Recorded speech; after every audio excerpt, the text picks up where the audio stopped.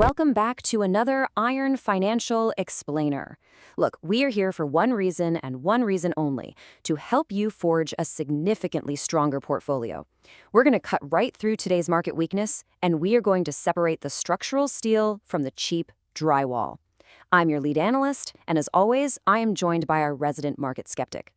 Today, we're putting AutoZone, ticker symbol AZO, under a massive microscope. We're drilling down deep into their Q3 2026 earnings, cross-referencing them heavily with Q2, and finding out exactly what is happening beneath the hood of this absolute automotive retail giant. And let me tell you right off the bat, this is an incredibly crucial drill down. AutoZone, they aren't just a parts retailer, right? They're a massive bellwether for the broader U.S. economy. Oh, absolutely they are. Think about it. When the macro economy gets tough, when wallets get really tight out there, everyday people don't go down to the dealership to buy a brand new $60,000 truck. There's just no way. Instead, they go straight to AutoZone to buy an alternator or some brake pads, just to keep their 10-year-old daily driver on the road for another year. Now, my job today is to represent you, the audience. I am looking at these numbers, and I am asking the tough, uncomfortable questions. Is this heavy lifting we're seeing on the balance sheet real, or is it just clever financial engineering and corporate hype? Because we've got a lot of moving parts to look at today, and quite frankly, I am seeing some serious cracks in the armor that we need to address immediately. And trust me, address them we will. I mean, operating over 7,800 stores globally, this company is the ultimate stress test of retail operational efficiency and supply chain durability. So let's grab our hard hats and dive straight into the numbers, because the market's reaction to this quarter's print was, well, it was nothing short of violent. Violent is the exact right word for it. A 6.94% post-earnings market drop is just absolutely staggering. We're talking about a company of AutoZone's sheer size, a stock that's been trading well over $3,000 for a single share. Taking that kind of haircut wipes out $4.19 billion, yeah, that's billion with a B, in valuation almost instantly. I was watching the momentum scanners, and they were literally lighting up red across the board. So my immediate question to you is this. Are we looking at a structural value trap here? Because when a massive blue-chip stock drops nearly 7% on earnings, it almost always means the underlying foundation is severely compromised. Look, it's a completely fair question. But as smart investors, we need to weigh that visceral, knee-jerk market drop against the actual structural load the company carried this quarter. And here's the paradox we really need to unpack. That massive 6.94% drop occurred on a day where AutoZone reported a record, and I mean an all-time record, $4.84 billion in Q3 net sales. That is an 8.4% increase year over year. They generated incredible top-line power in a macro environment that is actively crushing weaker retailers left and right. So the market isn't reacting to a lack of revenue coming in the door, they're reacting to something much deeper in the blueprint. Well, exactly. Because as the old saying goes, revenue is vanity, but profit is sanity. Literally anybody can sell more brake rotors if they sacrifice the rest of the business by slashing prices to the bone. We need to see if that massive top-line revenue actually translated to the bottom line, or if management is just spinning their wheels in the mud and burning cash to look busy. Okay, well, let's look at the bottom line heavy lifting then. Back in Q2 of 2026, AutoZone reported diluted earnings per share of $27.63. Fast forward to this newly released Q3 print, and EPS has surged to an incredible $38.07. That is a massive quarter-over-quarter leap. And by the way, it's also up from $35.36 in the exact same quarter last year. To me, this proves the foundation is rock solid. Their operating profit increased 6.6% to $923.8 million. This company is generating serious, tangible cash and driving real earnings growth. Okay, I'll admit, jumping from $27 to over $38 a share is a serious flex of financial muscle. No doubt about it. But as a skeptic, I know EPS can totally be a mirage. Anyone can buy back stock to make the per-share number look pretty, but it doesn't actually mean the core engine of the business is running any better. You can mess with tax rates, you can play accounting games, you can shrink the float. To know if the core retail business is actually stronger, I don't want to just look at EPS. I want to see how the actual physical stores are performing. Are everyday mechanics and DIYers actually walking through the front doors of AutoZone and buying more parts than they did last year? And that is exactly where we need to look next. To verify the structural integrity of that EPS number, we really have to inspect their same-store sales blueprint. This metric is crucial because it entirely strips out the noise of new store openings. It tells us strictly how their existing mature stores are performing.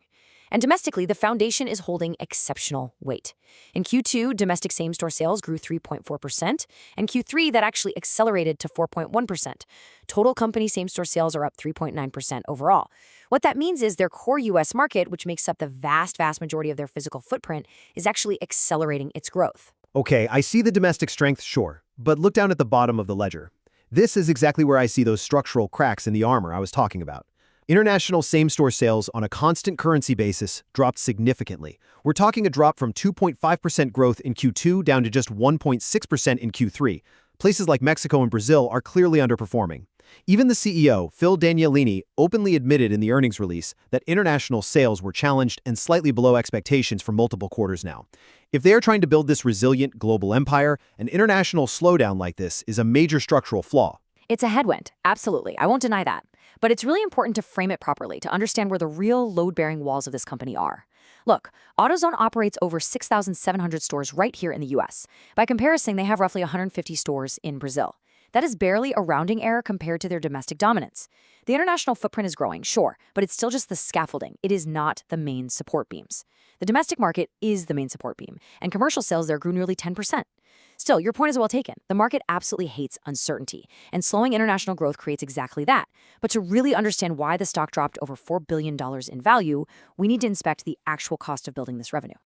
All right, let's pull up the raw prints and look directly at the cost of sales. Because when I dive into these ledgers, I don't just see the $4.8 billion in Q3 revenue, I see bleeding margins. The cost of sales in Q3 was a massive $2.3 billion.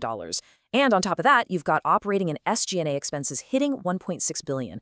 That is a tremendous amount of capital flying right out the door just to keep the lights on and the shelves stocked with oil filters. You do have to admit, though, if you look closely at the ratios, operating expenses as a percentage of sales actually leveraged down in Q3 to 33.1%, compared to 33.3% last year. That means they are managing their overhead incredibly well despite all the top-line growth. They are running a remarkably tight ship at the corporate level. Right, but what about the gross profit? The gross profit line is where the rubber actually meets the road in retail. Think about it. If it costs you significantly more to source and sell those auto parts, your profitability structurally erodes from the inside out, no matter how efficiently you manage the payroll at the corporate office. We need absolute clarity on the gross margin percentages here, because I highly suspect this is exactly what spooked the institutional trading algorithms. You hit the nail right on the head. The market is hyper-focused on these margin cracks. Back in Q2 of 2026, AutoZone's gross margin was 52.5%, which, to be fair, was a massive decline of 137 basis points versus the prior year. Now, looking at Q3, the gross margin has slipped even further to 52.2%. See, that is exactly why the stock dropped. A 52.2% gross margin shrinking like that is a major flashing red flag for any seasoned trader. If your margins are shrinking while your top-line sales are growing, it literally means you are working harder just to tread water. Your pricing power isn't keeping up with your rising cost of goods. Hold on, let's look at the velocity of the decline before we panic. Yes, the margin is 52.2%, but the rate of the bleeding is actually slowing down significantly. It's like financial triage.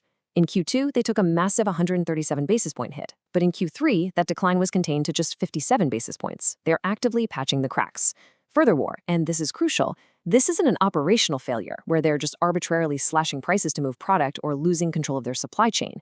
This is primarily an accounting mechanic driven by macro inflation. An accounting mechanic? Come on, that sounds like a highly polite way of saying we lost the money, but we have a really good excuse for it. Don't hit me with financial jargon to excuse shrinking profits. What exactly is draining these margins? It's not a polite excuse, and it's definitely not jargon. It's the strict, undeniable reality of the LIFO accounting standard. LIFO stands for last in, first out. For anyone who needs a refresher, it's an accounting method where the most recently acquired inventory items are assumed to be sold first. Now, in an inflationary environment, which we are absolutely operating in right now, those newer, recently acquired items have higher costs. When those higher costs flow directly into the cost of goods sold, it artificially compresses the gross margin on paper. Market septic. So wait, you are saying this isn't physical cash going out the door? Exactly. And this is the absolute crucial takeaway for anyone trying to build a durable portfolio right now. This isn't cash leaving the register, it's a paper reality. The earnings reports state very clearly that the Q2 margin decrease was driven by a 138 basis point non-cash LIFO charge. In Q3, the decrease was driven by a 77 basis point net non-cash LIFO impact. If you strip out that LIFO impact entirely, their core operational margins are actually incredibly durable. The gross margin drop is an accounting reflection of inflation, not an operational failure. The operational iron of AutoZone is much, much stronger than it looks on the surface of the income statement. Okay, I understand the LIFO impact. It's a paper hit. I get it. But LIFO relies entirely on inventory. And if we look at their balance sheet, their actual physical inventory levels are swelling to massive, almost uncomfortable proportions. Let's pivot to that, because excess inventory is a surefire way to rust out a retail balance sheet. Seriously, just look at the sheer scale of this year-over-year inventory buildup.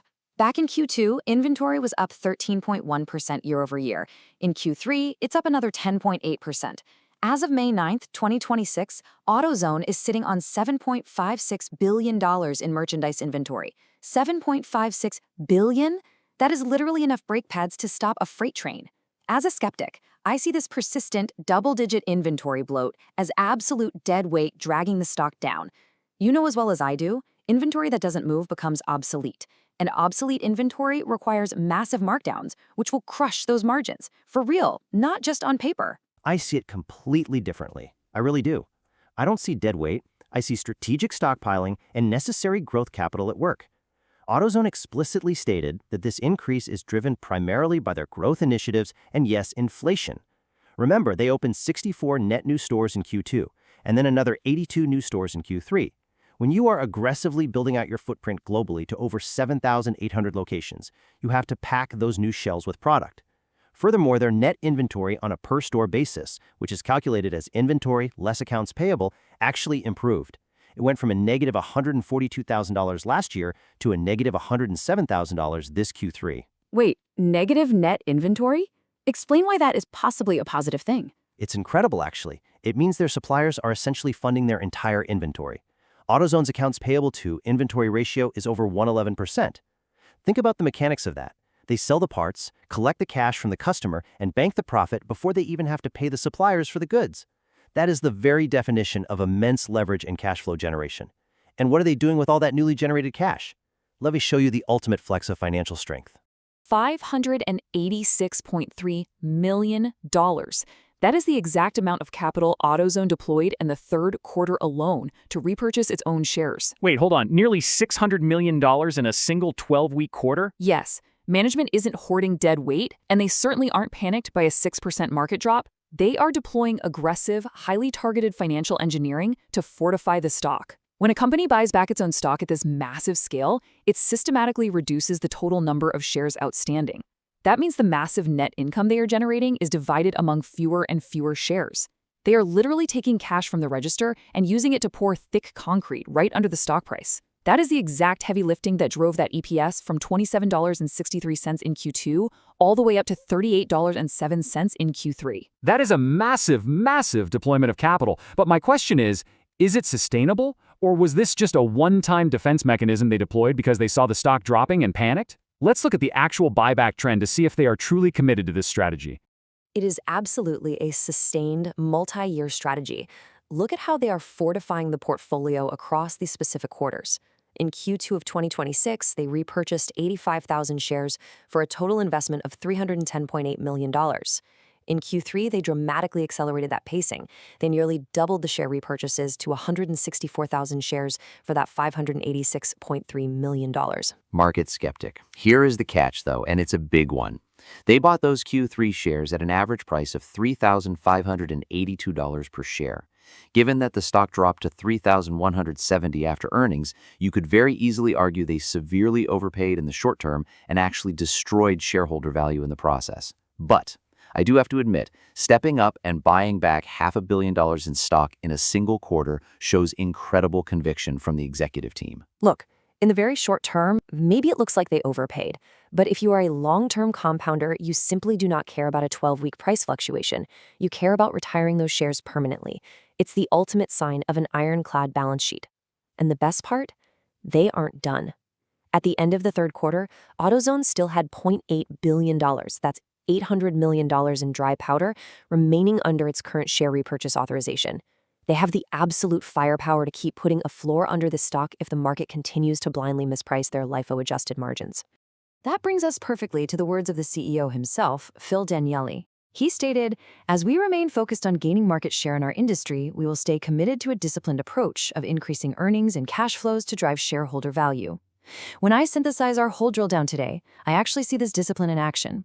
They are opening stores at a very measured, profitable pace, about 355 to 365 expected for the full fiscal year.